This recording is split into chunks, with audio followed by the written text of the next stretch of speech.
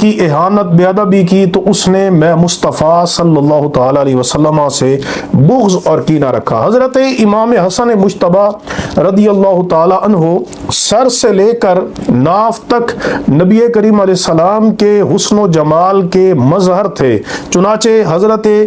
انس رضی اللہ تعالیٰ عنہ فرماتے ہیں، صحیح بخاری کی حدیث نمبر 3752 ہے، آپ فرماتے ہیں کہ لم یکن احد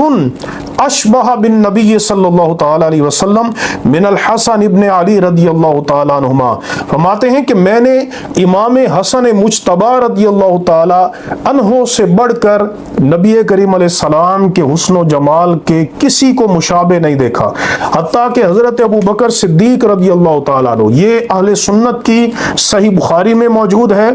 اور اہل تشیع کی کشف الغمہ میں علامہ اربلی نے یہ روایت نقل کی ہے کہ حضرت مولا مرتضی علی شیر